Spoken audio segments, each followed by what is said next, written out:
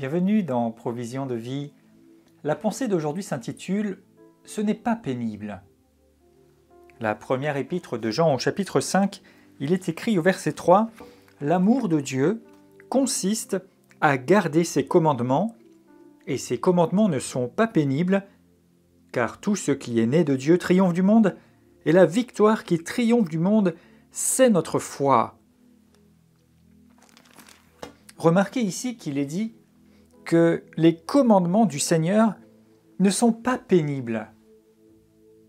Il arrive à bien des occasions que des personnes aient l'impression ou même fassent la remarque en disant « mais c'est difficile, c'est dur, c'est pesant, c'est un effort énorme que d'obéir à Dieu, que de s'engager à sa suite, que de pratiquer sa parole, que de faire ce qui lui est agréable. » Mais ici, il est dit que ces commandements ne sont pas pénibles. Jésus lui-même déclarait déjà, vous retrouverez ça dans les évangiles, il dit « Prenez mon joug et mon fardeau qui est doux et léger. Recevez mes instructions. » En fait, du point de vue de Dieu, et dans les paroles de notre Seigneur Jésus qui dit toujours la vérité, recevoir ses instructions à lui, faire ce que lui nous demande, ce n'est pas pénible. Ce n'est pas insurmontable. Bien sûr qu'il y a un effort, bien sûr qu'il y a une consécration, bien sûr qu'il y a une forme de renoncement. Jésus dit aussi qu'on ne peut pas le suivre si on ne renonce pas à nous-mêmes et à certaines choses, mais ce n'est pas pénible. Alors si vous trouvez votre vie spirituelle, votre démarche de vie dite chrétienne pénible, la question peut se poser, est-ce que vous faites ce que le Seigneur vous demande? Est-ce que ce que vous faites correspond vraiment à ce qu'il vous a demandé? Est-ce que vous faites les choses seulement dans une tentative de plaire à Dieu ou d'accéder à lui? Ou bien est-ce que véritablement vous recevez ses instructions parce que vous lui appartenez, parce que vous marchez à sa suite?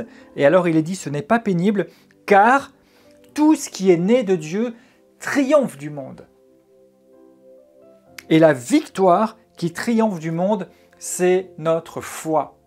Et voilà comment ce n'est pas pénible. C'est qu'en fait, votre foi triomphe du monde. Votre foi peut tout surmonter. Votre foi, c'est la force, c'est la clé, c'est l'énergie que vous allez mettre en œuvre et que vous libérez pas après pas, jour après jour, circonstance après circonstance, pour que l'obéissance à Dieu, pour que la vie de consécration, pour que la mise à part ne soit pas pénible, parce qu'elle est comme le fruit de cette foi, et par la foi, vous triomphez du monde. Alors dans le nom de Jésus, je déclare sur vous maintenant que tout essoufflement, toute lassitude, tout poids est brisé. La parole de Dieu déclare que l'onction brise le joug, mais vous marchez dans la foi, à la suite du Seigneur, dans l'obéissance. Ce n'est pas pénible parce que vous triomphez du monde par votre foi.